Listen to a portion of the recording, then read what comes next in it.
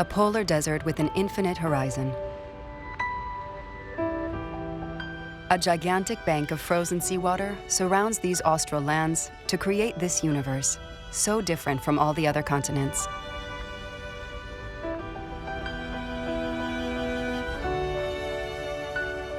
Three times the size of Europe, Antarctica is one of the most beautiful jewels on Earth, but also one of the most inhospitable.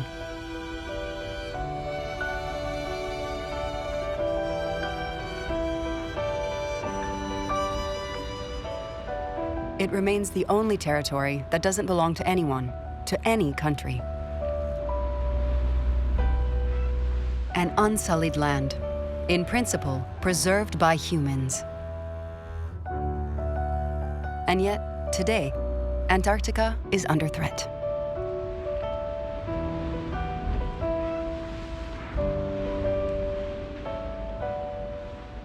On this boat, adventurers have decided to investigate this reality. Their objective? To find out to which extent the White Continent is today a silent victim of humans.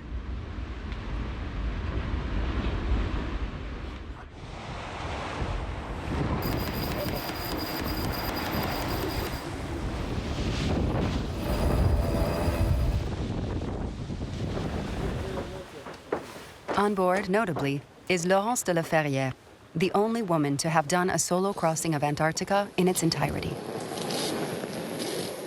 I've been walking for 8 hours.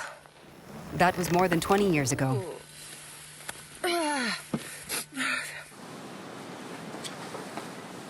By her side is Eric Loizeau.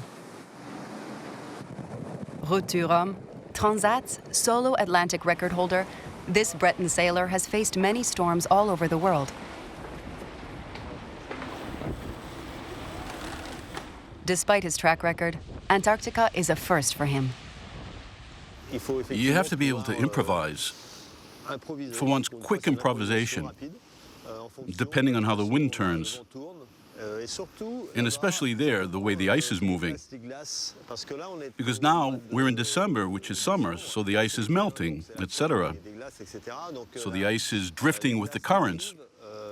It amasses in certain spots, so there are places we shouldn't go. And then we'll see how it goes, because this trip is a real adventure.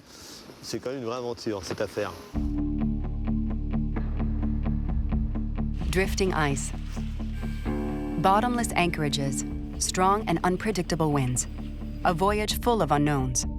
But by the end of it, Eric and Laurence intend to come back with answers to their questions. What impact do humans have on this part of the planet? And above all, is Antarctica still a land of peace and science? In this adventure, Eric and Laurence have been joined by other enthusiasts and a scientist. Hélène Dubrasquet is a young French biologist who moved to Chile 5 years ago to research marine flora in Antarctica. Alain Blanc is a Swiss adventurer. He is there to test the solar-powered kayak from the Planet Solar Foundation. During their 6-week expedition, this catamaran, which is the pride of its owners, Maria and Alejandro, will be their floating base. This Argentinian couple has brought with them Duarte, Andre, and Rita. And there's Eugenio, who knows the Antarctic Peninsula well, having been a sailor in the Argentinian Navy.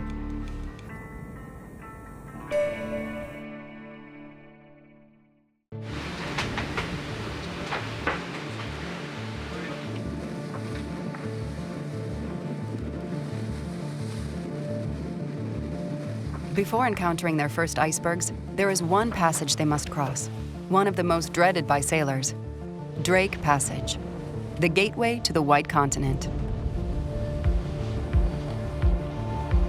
3 days of navigation, which can be intense. It's there where the Southern, Pacific, and Atlantic Oceans meet, where all these currents join together with no land to tame the powerful waves.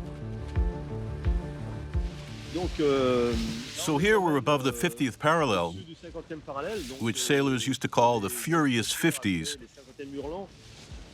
due to the sound of the wind and the roar of the ocean. But it's not the case today, thank goodness. The conditions are typical of southern oceans. A gray sea with a fairly low sky. In the good old days, we did all the navigation with a sextant. So with the sun and the moon and the stars. And it's true that it was complicated in the southern latitudes because actually we didn't have a lot of sun during the day. Typically today we've had 2 or 3 moments when we could tell our position by the sun.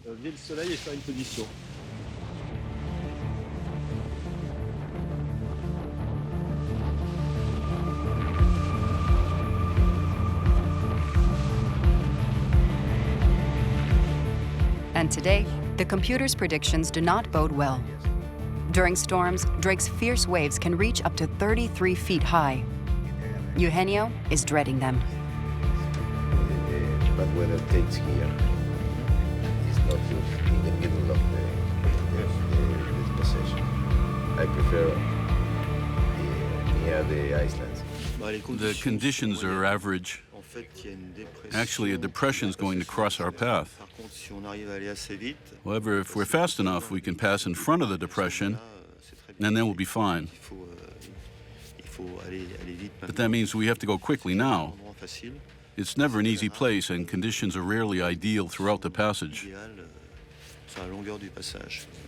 I always say that too many screens are overkill.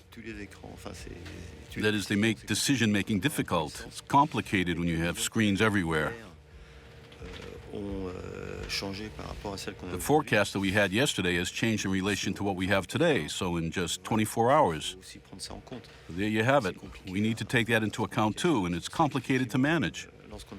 It's for that reason that when we had nothing, it was a lot simpler, because we didn't have too many questions to ask as regards the evolution of the weather and how it was going to work out and all that. So let's see what we're going to do.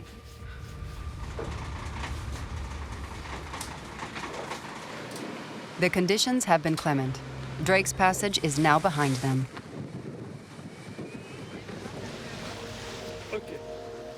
If after a 50-year career, Eric continues to travel the seas of the globe, it's no longer to race for trophies, but to wage war against one of the biggest enemies of nature, plastic.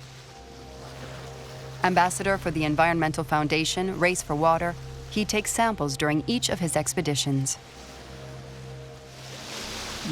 So the goal of this manta net is to take a sample of seawater, which will then be sent to Dutch researchers for analysis in a laboratory to establish to which extent the sea is polluted in Drake's Passage. It's a place where very few surveys are done. Plastic pollution is huge.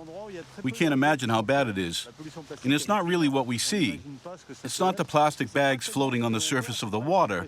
It's all the dissolution of plastic that make microplastic fragments which impact the plankton. And as we have become aware recently, it impacts all marine wildlife. Samples that Eric will continue to collect for the duration of the expedition. Okay.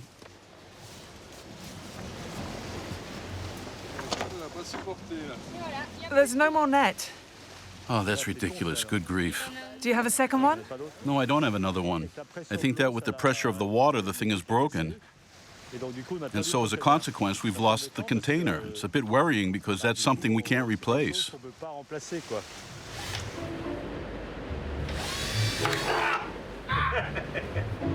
As you'd expect from good sailors, Eric and André do the repairs with the materials they have on hand. A bit of DIY and imagination enables them to recreate the essentials with a container found on the boat.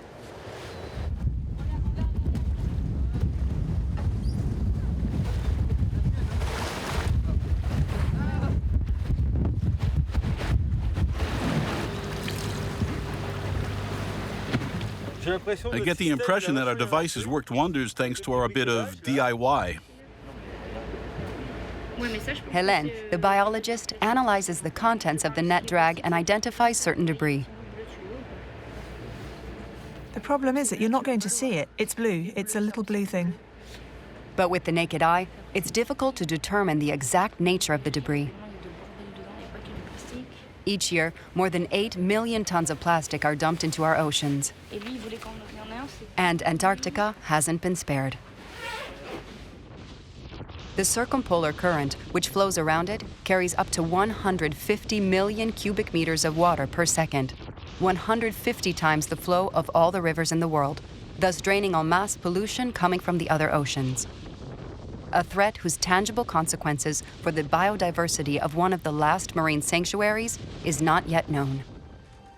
Even thousands of miles away, humans are damaging the flora and fauna. Humans have always wanted to leave their mark on the entire surface of the Earth, and the White Continent has not been left out. The history is recent but substantial. 2 centuries of exploration, of conquests, and numerous epic tales that have become myths. It's so easy to find. A light.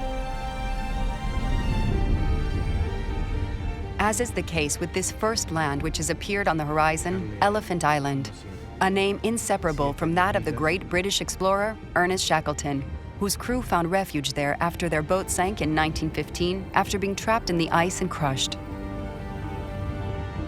After more than 2 years of drifting, the exhausted survivors reached the island with practically no resources. While waiting for the return of Shackleton, who had left to find help, the rest of the crew had to wait 4 months on the windswept coast, with just 2 canoes overturned on the frozen ground for protection. Despite the dangers and the suffering, they all returned alive.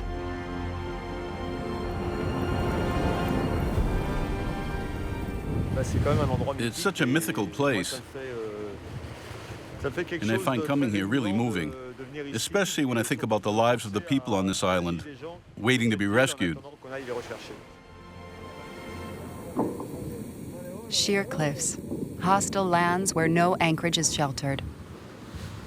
The conditions on this island are not very favorable to human life. From here, Antarctica seems unconquerable. And yet,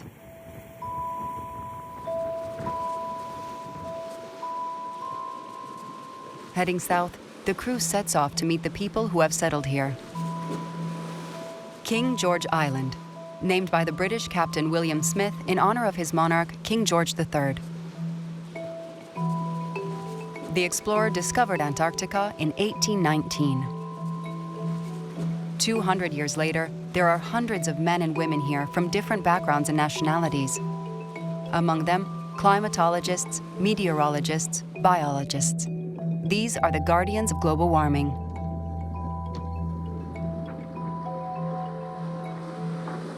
Approaching the coast, nature reveals itself to us in all its glory.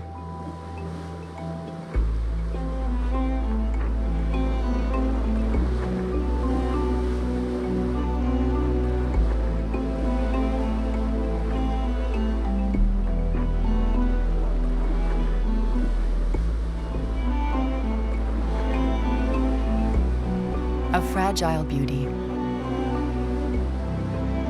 In less than 30 years, the southern continent has lost 3,000 billion tons of ice, impacting sea level by nearly 1 centimeter and strongly influencing the salinity of ocean waters.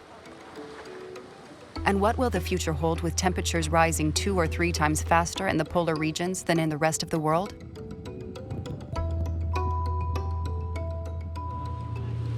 This is one of the questions haunting a large number of scientists, including those on this boat chartered by Homeward Bound, an organization promoting women in science. For more than 15 days, over 100 researchers observe, discuss, communicate.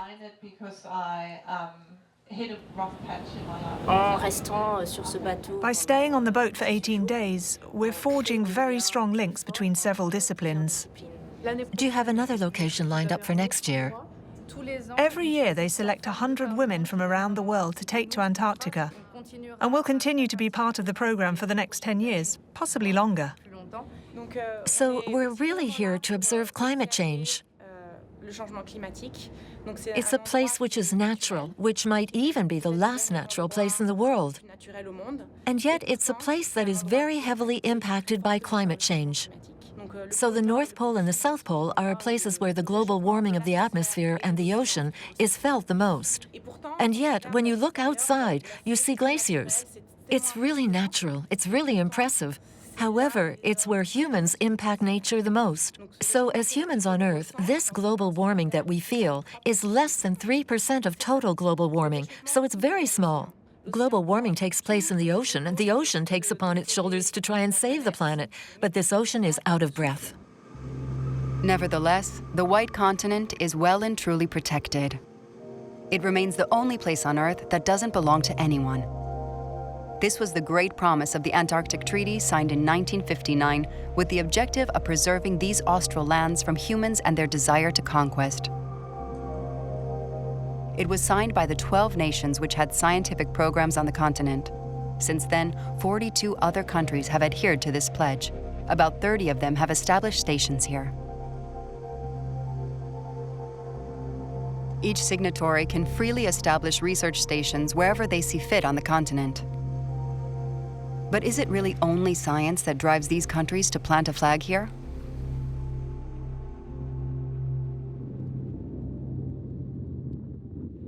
King George Island is home to the largest concentration of scientific stations in Antarctica, around 10 or so.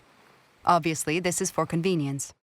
Here, we are less than 600 miles from the tip of South America, the shortest distance between a continent and Antarctica. 2 days by sea, or 2 hours by plane.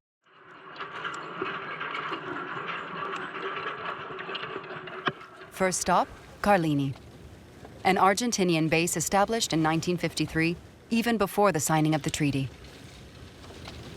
Here, researchers take turns all year round, biologists, meteorologists, or oceanographers. 128.3.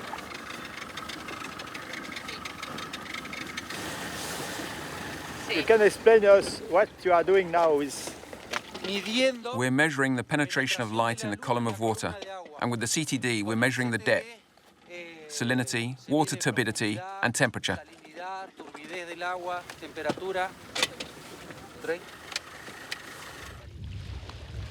But is science really the sole motivation of Argentina, a country historically established here?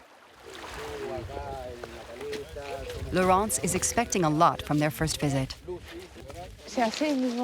It's quite moving to have contact with the first base. The adventurer has not only crossed Antarctica. In 2009, she managed the French base there, Dumont d'Urville. A sharp eye to investigate the real motivations of the other countries present here. Roughly, how many people live on the base? Right now, there are 44 people. In the winter, there are 25. It was the same at Dumont d'Urville.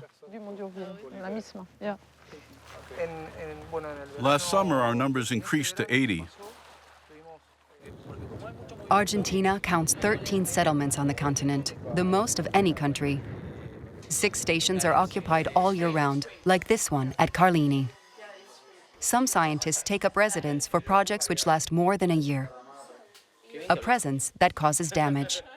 And that's one of the reasons why Lucas, a microbiologist, has been sent here. This is my 8th time here. So what I do is to try to restore soil from contamination when we have some fuel spills, maybe, because everything here is powered by fuel. So there are spills, and now and then, and we use the bacteria and the fungi in soil in order to degrade that fuel and restore the environment. That is one of the ideas here in Antarctica. You are working on plastic pollution?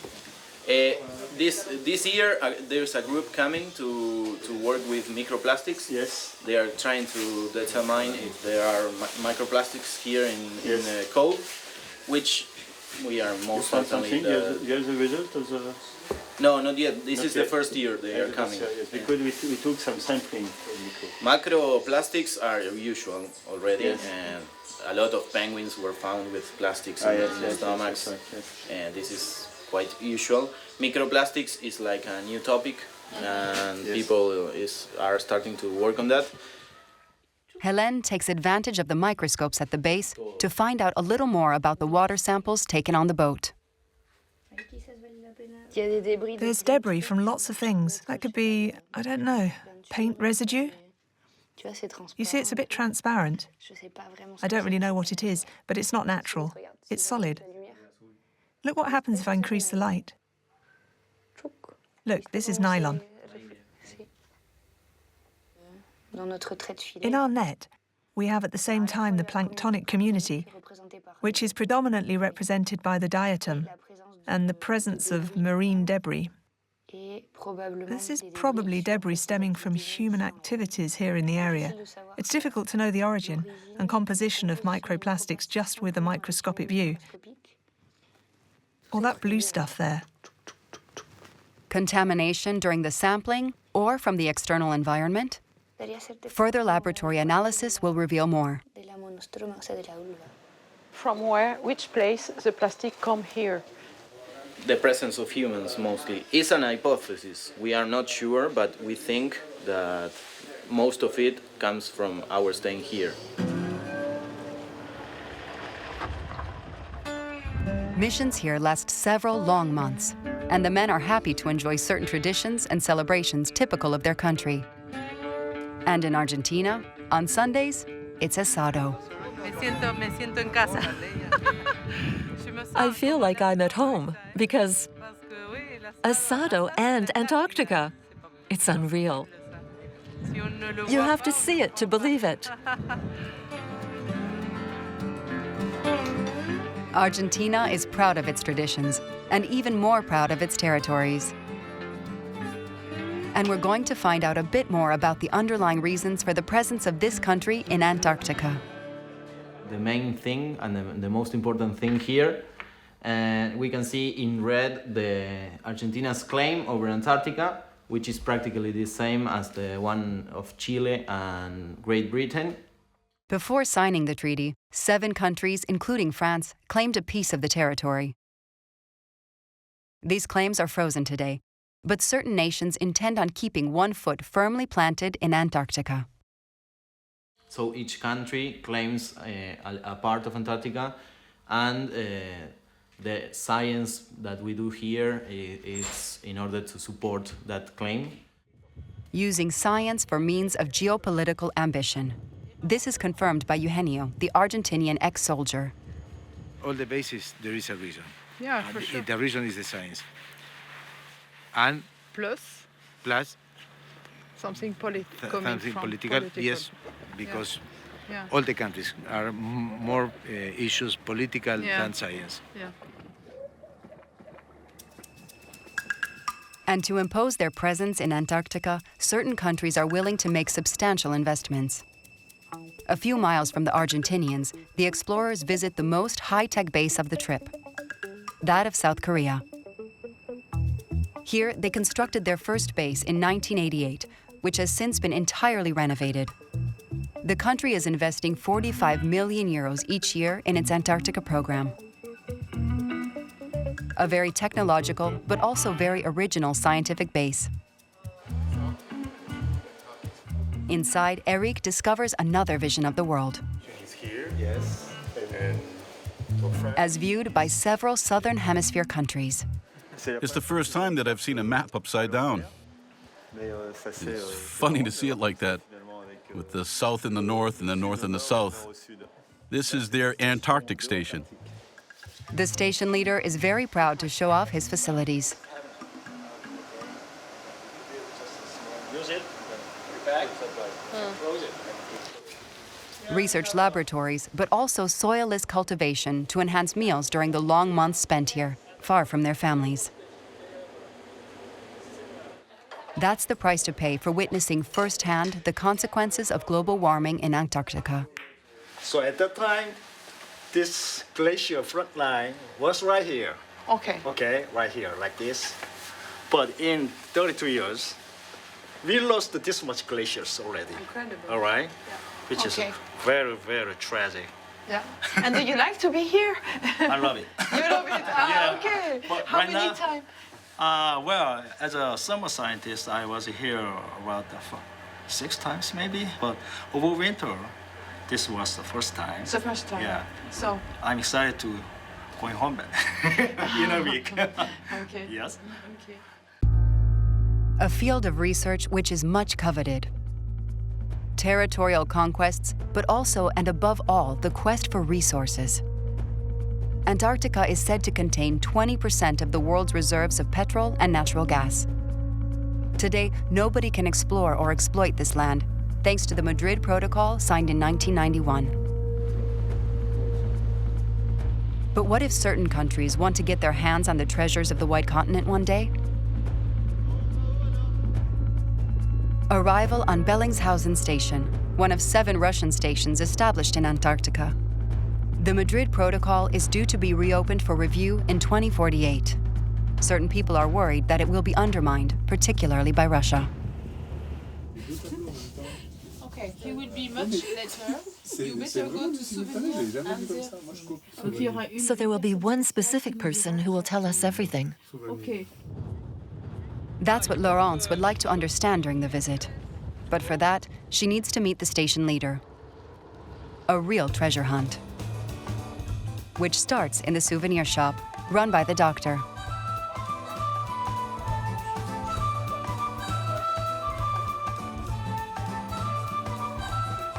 The station leader is still nowhere to be found. Laurence and her colleagues are guided towards the hospital for a site visit. There's still no station leader in sight. In the meantime, Eric takes the opportunity to observe the oceanographer at work. Finally, the visit ends with the station's jewel, the Orthodox Church, with the priest there in person. There is no special technique. To see the higher authority, the advice is to come back another day. I don't hold out much hope of learning anything more. We'd eventually need to snoop around, but we're constantly under surveillance. We're constantly being followed by someone. Maybe we'll discover more by spending time at some other stations. A few miles away, Laurence and her companions are heading towards the neighboring Chinese base camp. With 4 existing stations and another one under construction, China is also weaving its web. As a country in search of raw materials, its expansion in Antarctica worries some researchers. Why did you decide to come in Antarctica? Why China? Not you, not you personally, but why China decide to build a scientific station in Antarctica? Do you have a...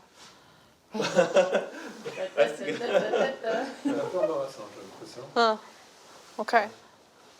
So is it particularly interesting for the biology, penguins, or? Largely is the concentrated on the science in Antarctica. Laurence and her companions won't get to see much more than this museum. But the adventurer would like to find out more about the reason why China and Russia are blocking the creation of new marine areas around Antarctica. Some countries wanted to protect that part of ocean close to Antarctica, and you decide not to do it. Could you explain to me why? Not to do what? To make that part of ocean protected in the treaty. In the treaty, yes. Yeah. So At the Chinese station, such issues are not discussed with foreigners. The conversation was falling on deaf ears. Impossible to get a single answer. We can't meet any scientists because they're outside. Conveniently, they're all outside today. We can't visit the labs because they're too cluttered, and it might disturb the research. And yet, we're within a territory that doesn't belong to anyone, which is supposed to be dedicated to science and peace. And I think that it's a modus vivendi, a status quo, but which doesn't reflect the reality on the ground. Without receiving any further explanations, our adventurers carry on westbound towards other stations. Maria, the owner of the boat, has a personal interest in one of them. Hello, can you hear me? From here, I can see what you told me was your bedroom, the first window on the right. My dad lived here for 1 year in 1955. I'm feeling very emotional.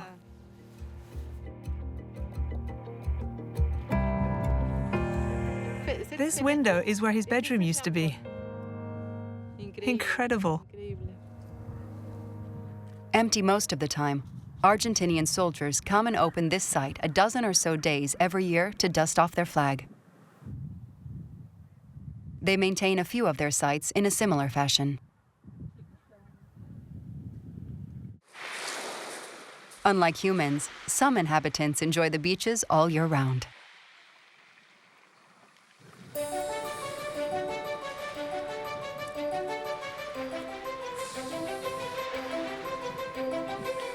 Penguins are the symbols of Antarctica, where their population is at its largest.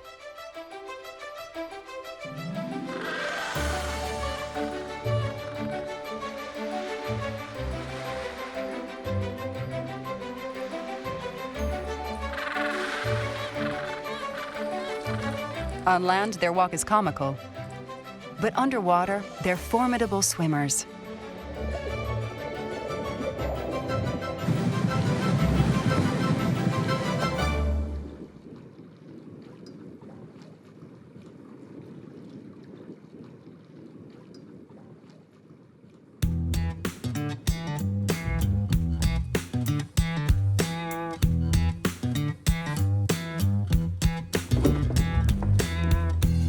Heading for the neighboring island Livingston and its Bulgarian base.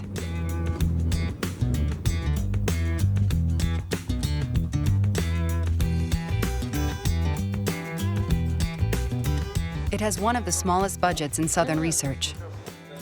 It used to be supported by its big sister Russia at the end of the 1980s. Here, very few electronics, but it will be the warmest reception of the entire trip. The base leader was telling me that when they set off for their missions, they already know each other. There are generally no more than 1 or 2 new people leaving with them, and it's a team whose solidarity grows with each campaign. That's another thing that's very different in comparison to the French.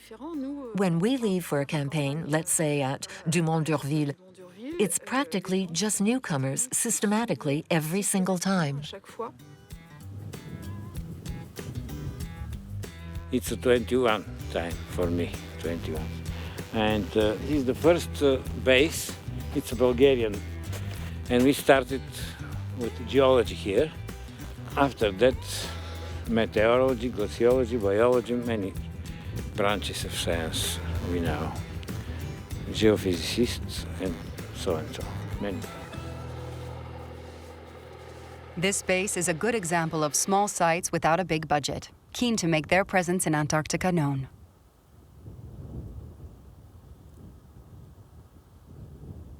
The communications is very, very, very important, and this is the this is the part of the work of our work. As you told you, all of us have when we come back in Bulgaria, we have the meetings in the schools, the lectures, and so on and so on. In the schools, in the universities, and on some different kind of societies.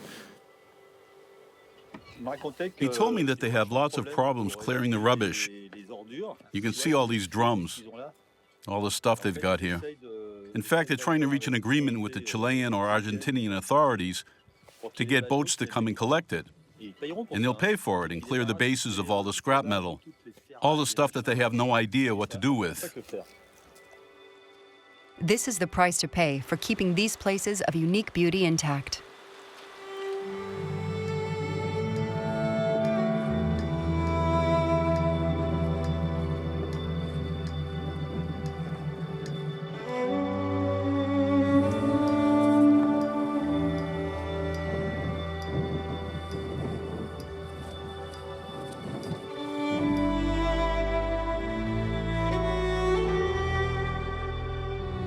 Laurence and Eric head off to take some snow samples.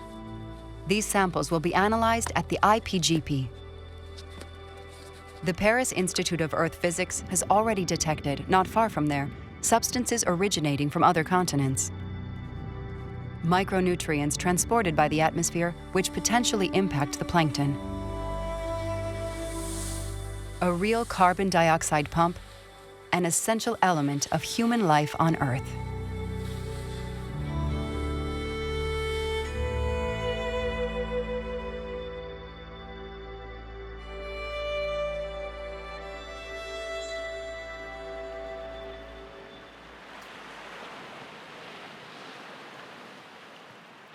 In the meantime, Hélène is looking for algae that come from elsewhere. I'm going to take a sample with a swab, which means that I'm going to scrape the surface of the rock to collect propagules of the green algae. Propagules are baby algae that settle on a substrate. That's actually the start of the growth. And then I'll put that in a little pouch. And we'll closely analyze the DNA back at the lab. The goal of this experiment is to find out what species of algae is growing on the rocks at the moment. I'm trying to find out if an invasive species called Ulva intestinalis is present. An invasive species which has recently turned up in Antarctica. I think I found it. Hooray! Here we've just found some Ulva intestinalis. That's the very species I'm looking for. This is the beginning of her research to understand their origin and their proliferation, and also the long-term risks to the ecosystem. Not far from there, some British researchers have also discovered several species of invasive insects. Natural barriers have been destroyed by humans, and that pattern might well accelerate due to the increase in maritime traffic in these waters, notably through tourism. Cruise ships have also been riding the polar wave for nearly 60 years. To avoid these sites being trampled, the International Association of Antarctica Tour Operators encouraged their members to prohibit disembarkation for ships with over 500 passengers.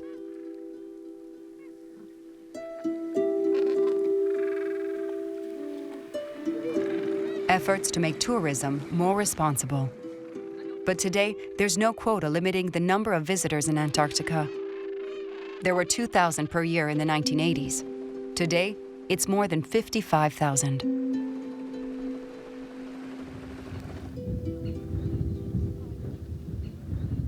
And one of the unmissable destinations for tourists is Deception Island.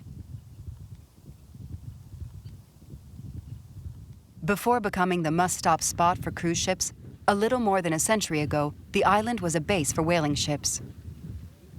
The remnants give a glimpse of the devastation humans imposed on this mammal, hunted for its oil, which was used to fuel lamps and heating on the other continents. We assume that they used to put the whale oil inside. They were probably butchering the whales here, then putting the oil in the drums, and then boats would come to take them and transport them. Fortunately for the species, humans discovered substitute products and abandoned this unfair hunt in the 1930s.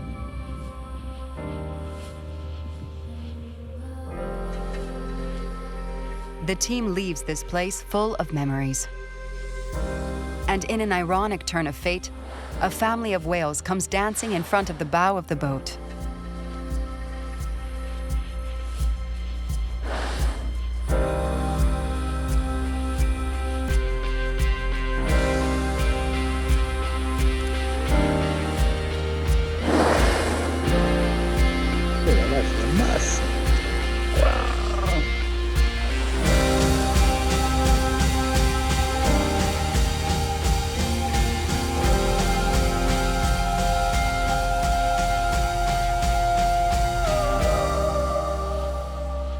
So far, one of the most beautiful sights witnessed on this long trip.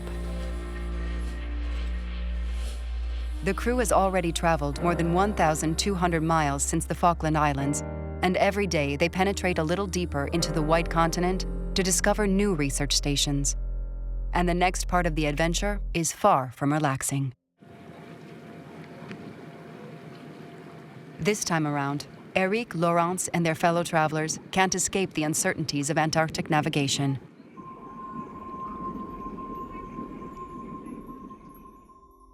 A slalom between icebergs and fearsome growlers. These blocks of ice hidden between two waves.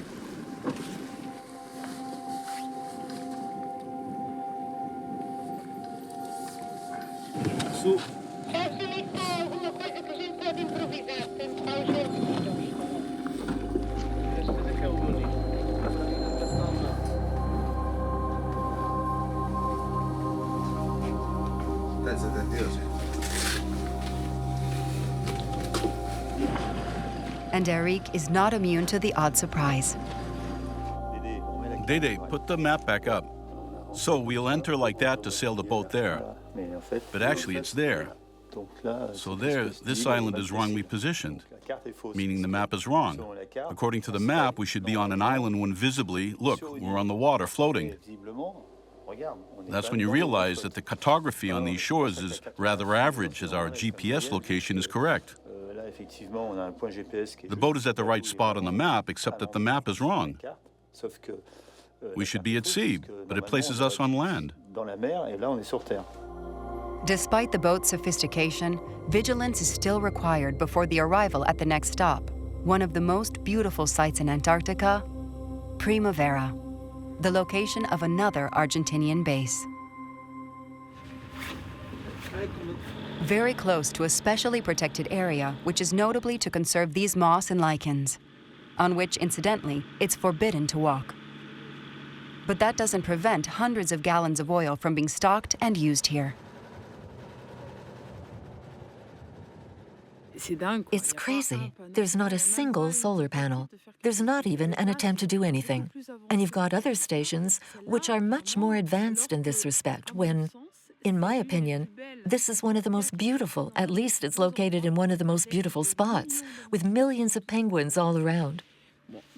And well, it reeks of diesel oil, and there's an extraordinary noise. So, yeah, it's a bit contradictory.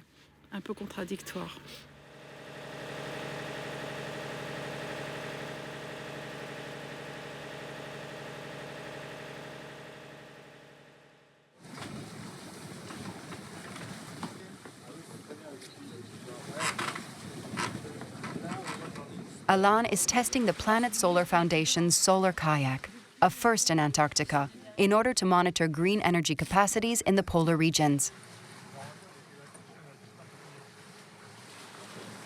The research stations could do with using much more solar energy than is being used at present, at least during the summer months, during the period of high activity in Antarctica. The potential of solar energy is, in my opinion, and from what we've seen here, totally underrated in Antarctica.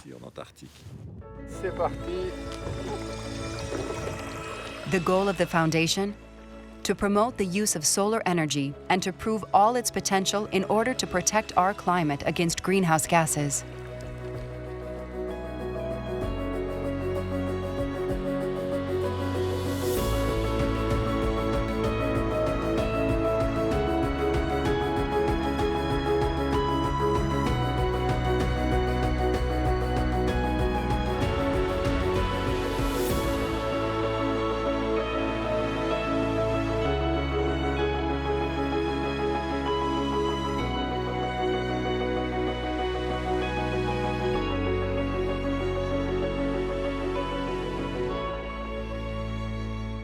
Fortunately, the new generation of scientists intends to carry out research while fully limiting their impact.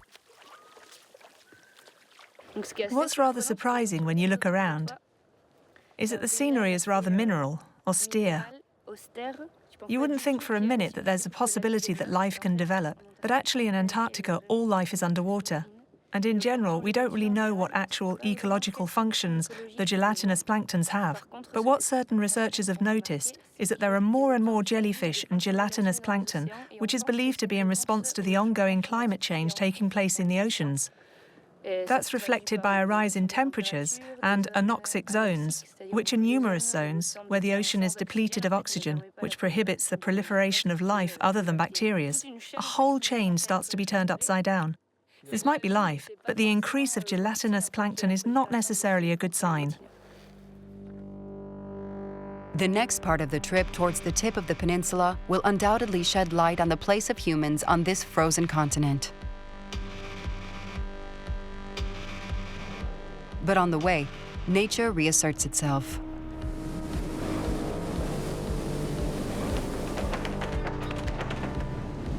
For several days, a storm blocks the boat in a sheltered bay. Before the last leg, Esperanza Base. When arriving from afar, you wonder if we can still talk about a base. Argentina has established a real town here. The Argentinians clearly and openly claim this part of Antarctica, which isn't an insignificant one, and which is part of the continent, as we're actually on the Antarctica Peninsula. I think that symbolically it's a very clear message. Even though we're on a land of peace, as with several stations, we're welcomed by soldiers. People are asking, why are there military people on the base? It's because we're the only ones trained to face the conditions in Antarctica and give logistical support to the scientists. This is the reason why military uniforms and camouflage are banned, along with weapons and military exercises, but we provide logistical support.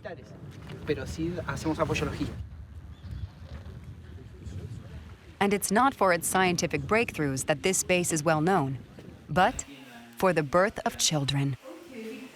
The first one was born here in 1979, followed by 7 more newborns. This is symbolic of a country that is claiming sovereignty in Antarctica.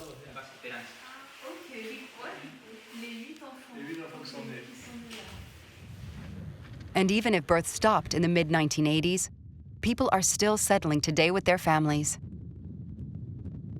In total, about 10 of them take up southern quarters for over a year. And everything has been planned to make their lives here feel a little bit like a home from home. Like this school, which welcomes around 10 children every year. The program is the same, but we take into account the particularities of Antarctica.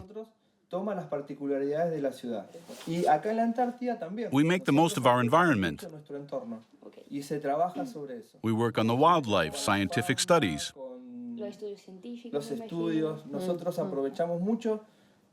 We capitalize on the support coming from the scientific studies. The scientists are not here, but we're connected via video conferencing.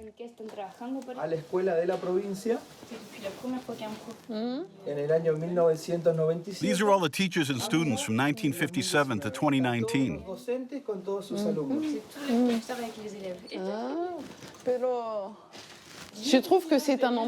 I think this is a rather remarkable place, thanks to the people here, and thanks to the way they organize the children's education, the way they plan the arrival of the children on site, and the families. It's a real town which takes into account the requirements of life in Antarctica and tries to put a certain number of people in the best position to understand the environment they find themselves in. Being in the middle of the school break, the base is practically empty. Base leader Norman has stayed behind with his wife and 2 children.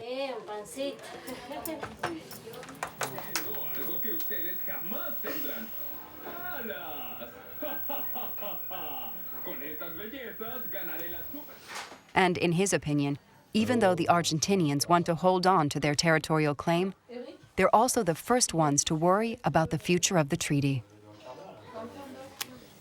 I think, and this is just a personal analysis, that Russia, the United States, and China's interest isn't just a scientific one.